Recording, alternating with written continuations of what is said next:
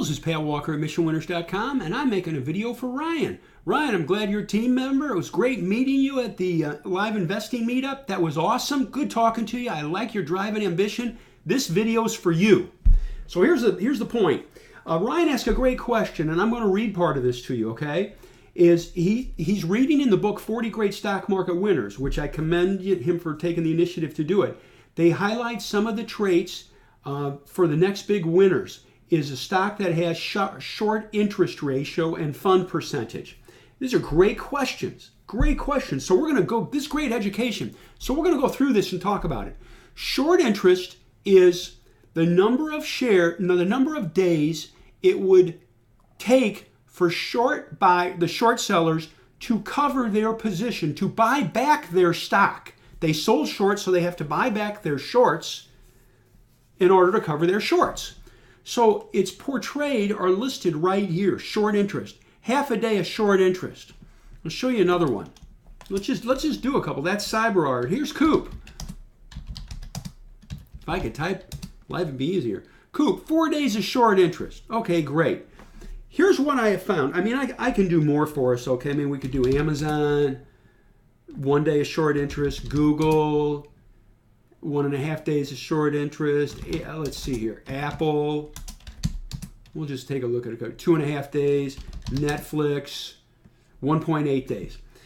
Here's my point. I look at short interest on all my stocks because when I'm looking at weekly charts, I always glance at this.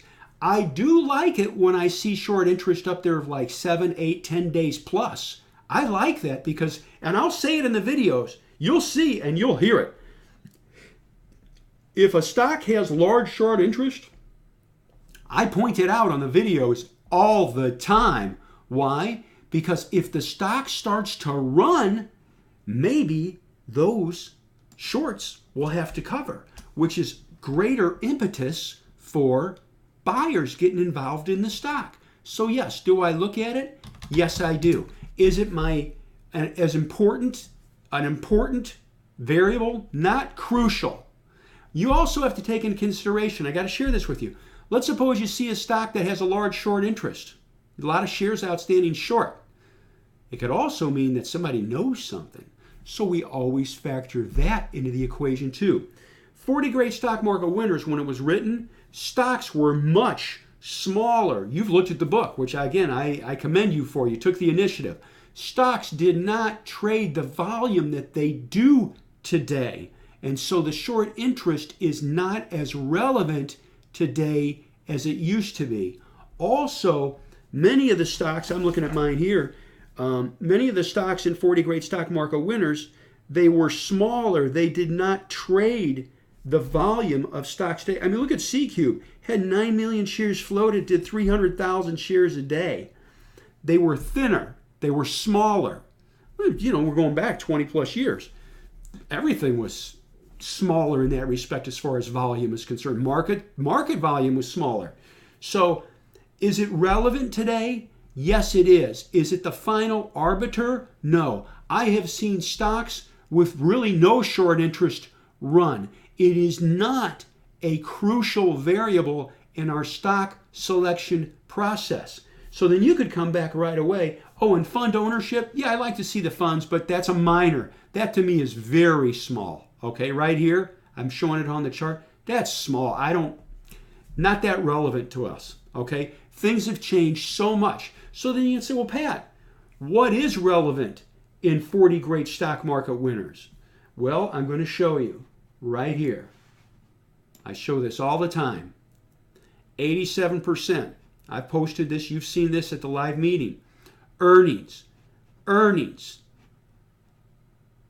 Accelerating earnings is nice. Sales. Earnings and sales, and also in leading groups. I want to show this to you right here.